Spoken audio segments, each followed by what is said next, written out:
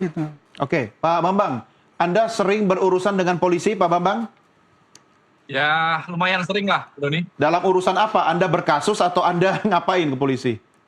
Ya, pernah berkasus, juga pernah bekerja sama dengan kepolisian, dalam penelitian, juga melakukan program, pernah seperti itu. Ya, artinya Anda kan sering berinteraksi, Anda tahu istilahnya polisi kita itu kayak apa. Pak Arianto aja, orang dalam, tahu jeroannya polisi, bilang masih perlu perbaikan. Tapi dari perspektif masyarakat yang dilayani oleh polisi, substansi utama apa sih Pak Bambang yang paling penting dibenerin dari polisi kita sekarang ini tanpa mengubah dia di bawah siapa gitu?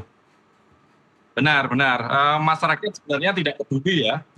Kepolisian itu di bawah presiden atau di bawah menteri. Yang terpenting polisi itu baik, bekerja dengan profesional, adil seperti itu kan. Artinya ini juga terkait dengan perilaku personil yang ada di lapangan. Perilaku personil yang ada di lapangan ini juga terkait dengan perilaku yang organisasi. Karena kalau saya melihat selama ini misalnya perilaku-perilaku tidak benar yang dilakukan oleh oknum-oknum yang seringkali disebut oknum-oknum polisi, ini juga terkait dengan sistem meritokrasi, merit system di kepolisian gitu. Caranya misalnya bagaimana promosi, bagaimana sanksi, demosi, etik, sidang etik dan disiplin ini masih tidak konsisten. Ya, ini akhirnya memunculkan budaya organisasi yang buruk. Seperti yang disampaikan Pak Arianto tadi, salah satunya kan ada perilaku koruptif.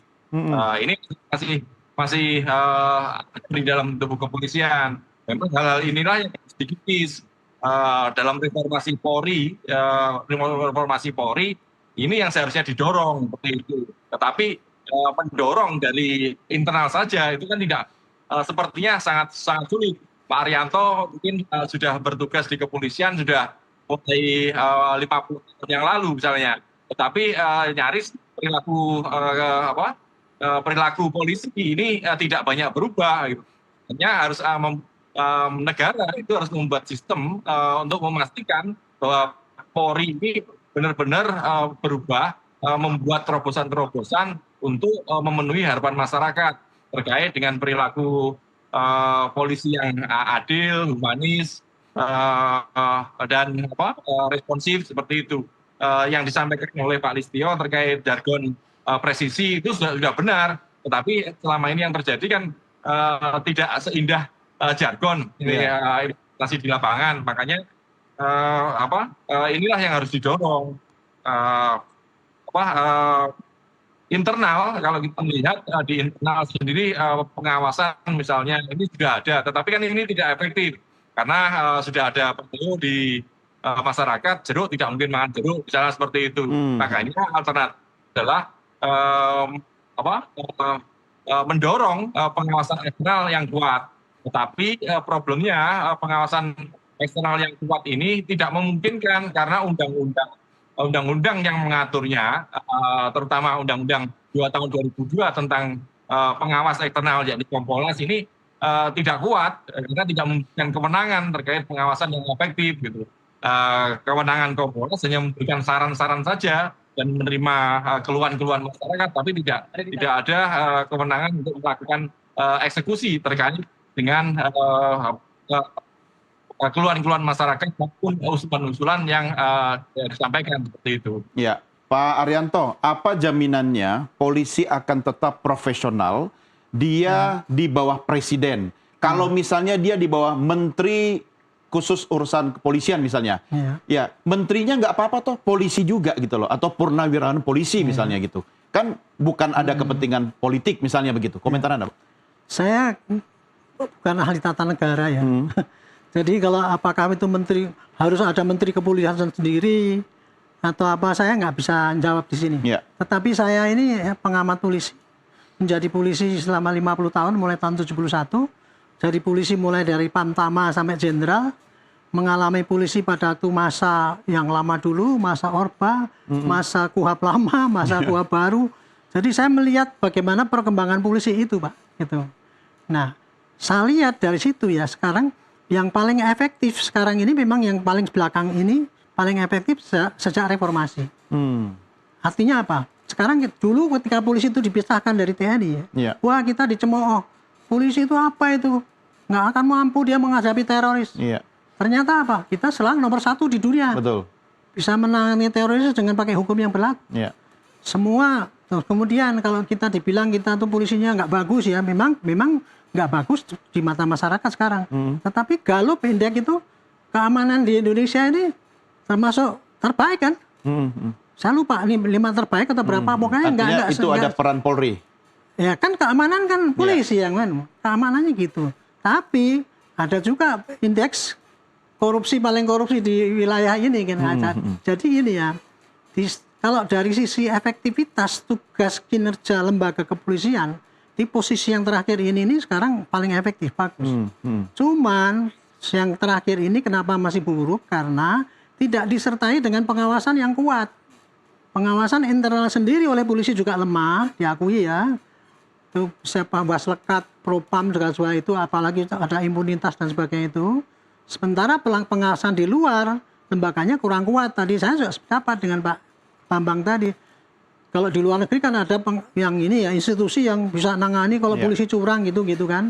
Nah itu. Kompolnas gimana Kompolnas? Kalau Kompolnas kayak kita sekarang ini kan, Kompolnas itu mestinya dibikin dengan oleh undang-undang dulu perintahnya. Tetapi sampai sekarang ini masih perpres dan masih lemah sekali karena itu isinya apa? Hanya memberikan saran para presiden, kemudian menyalonkan Wakapolri, tetapi dia tidak mempunyai cawe-cawe untuk mengawasi memperbaiki polisi. Nah kemarin saya lihat di dalam keputusan daripada DPR kelihatannya memperkuat Kompolnas. Saya setuju itu. Bahkan saya pribadi ya kemarin kan ini kan akan disusulkan dengan RUU polisi. Perbaikan-perbaikan yang untuk tadi diminta jaminan polisi itu tadi akan diwujudkan di dalam undang-undang kepolisian.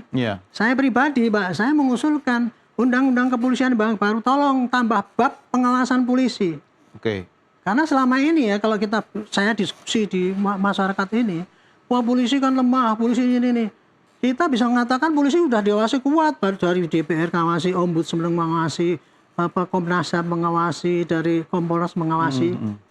Internalnya ada Propus, ada Propam, ada apalagi Waslekat, ada kita tunduk pada undang-undang pidana. Itu kan suatu pengawasan yang kuat sekali. Tetapi itu tidak eksplisit disebutkan di dalam undang-undang kepolisian, nggak ada bab pengawasan. Nah kalau itu ada, nanti kan kemudian kan otomatis kan akan ditagih tuh bagaimana pertanggungjawabannya gitu. Kalau tidak ada, ya pasti nggak jadi sorotan. Nah, terus kemudian akuntabilitas polisi juga harus betul-betul dinilai yang fair. Jangan sekarang ini polisi mengatakan udah bagus, pasti kenyataannya nggak bagus kan gitu kan. Nah, akuntabilitas polisi harus dinyatakan betul-betul di dalam undang-undang itu supaya polisi juga bekerjanya mengacu pada itu. Dan yang terakhir, anggaran polisi harus memadai, Pak. Saya ini tamtama tahun 70, Pak. Sampai pensiun kemarin tahun 2011 itu. Polisi itu nggak cukup anggarannya untuk melakukan tugas di lapangan, Pak. Hanya cukup, udah naik sekian triliun, tapi hanya untuk belanja barang dan sebagainya. Buktinya apa? Kalau kita dikasih kapal, katanya kemarin. Kapal tapi bensinnya nggak cukup. Cuman muat, cuman kapalnya ada, cuman muat untuk 3 hari jalan, habis itu berhenti. Nah itu jadi di dalam undang-undang yang baru tadi kalau mau taruhan supaya polisi itu baik, Pak ya. Tadi kan dipatok oleh DPR juga. Satu pengawasannya harus bagus, eksternal harus bagus. Tetapi harus negara juga harus juga konsekuen juga. Iya, soal anggaran anggaran itu paling komisi Pak Jemli kemarin ketika dikeluhin oleh Pak Dai dan sebagainya itu, Pak kita anggaran itu, oh iya Pak memang betul. Iya dari dulu ya kita tuh iya gitu DPR gitu, tapi sampai nggak ada ini. Jadi harus konsekuen gitu. Kalau mau Pak Bambang yang harus kasih respon ini soal anggaran polisi kita ini, bagaimana mewujudkan polisi yang profesional sesuai keinginan masyarakat. Tentu juga indikatornya adalah anggaran yang berpihak pada polisi. Pak Bambang? Diulang, Bu Doni. Ya, soal anggaran Pak Bambang, gimana Anda melihat anggaran kepolisian kita sekarang ini? Ya, saya rasa masih sangat kurang ya, terutama anggaran besar di kepolisian itu habis dalam untuk belanja pegawai dan operasional saja, terutama belanja pegawai ya. untuk operasional masih sangat kurang gitu loh. Kawan-kawan di kepolisian ini memang masih mengeluhkan ya kalau kita lihat misalnya dalam sebuah penyelidikan itu ada kasus-kasus yang ringan, sedang dan berat ya. Semua hampir disamaratakan gitu loh.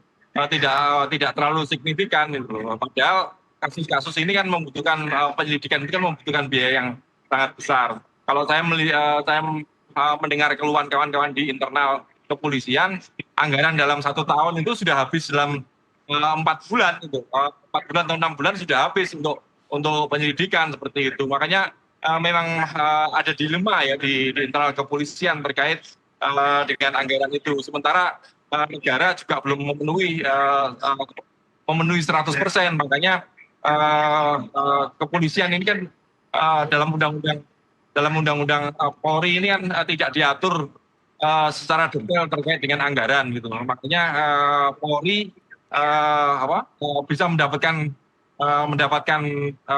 pembiayaan itu dari non APBN gitu, bisa dari hibah, bisa dari PNBP dan yang lain-lainnya. Terkait dengan anggaran hibah yang tidak diatur dalam undang-undang ini sangat berisiko karena ketika hibah ini berasal dari korporasi nakal, misalnya korporasi jahat, ini kan bisa menjadi bias kepentingan, konflik kepentingan ketika ada problem hukum, misalnya seperti itu. Makanya untuk membangun Polri yang lebih profesional ke depan, anggaran ini memang juga harus diperhatikan gitu loh, terutama anggaran operasional seperti itu. Ya, Pak Bambang, dengan keterbatasan anggaran kepolisian dan harus ngurusin 500 juta anggota, ya kan? Tentu bukan menjadi alasan Polri boleh melakukan pungutan liar kepada masyarakat sehingga membuat dia semakin tidak profesional. Apa yang bisa Anda sampaikan dengan keterbatasan anggaran ini tapi tetap bisa profesional, Pak Bambang? Ya, tentu saja itu tidak bisa menjadi pembenar perilaku negatif kepada masyarakat.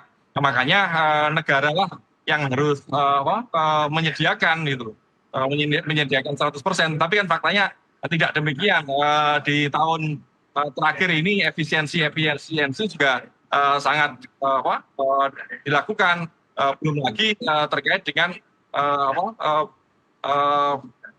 pelaksanaan program-program di luar tupoksinya, seperti MBP, ketahanan pangan, dan yang lain-lain. Ini kan menjadi beban bagi kawan-kawan kepolisian sendiri gitu loh.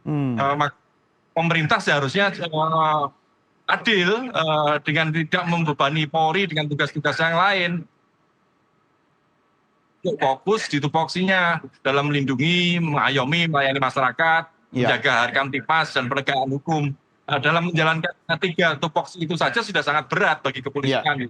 Apalagi kalau kemudian pemerintah juga membebani dengan MBG, kemudian cetak lahan dan yang lain-lainnya seperti itu. Makanya inilah yang seharusnya menjadi konsen parlemen dalam mendorong Polri untuk semakin profesional, tidak hanya melontarkan wacana Polri di bawah presiden atau di bawah kementerian. Ini sangat tidak substantif dalam mendorong Polri yang semakin lebih baik seperti itu. Ya, oke, baik. Bapak-bapak, kita rehat dulu. Kita lanjutkan diskusi kita di segmen berikutnya. Pemirsa, kami segera kembali sesaat lagi. Tetap bersama NTV Prime Dialog.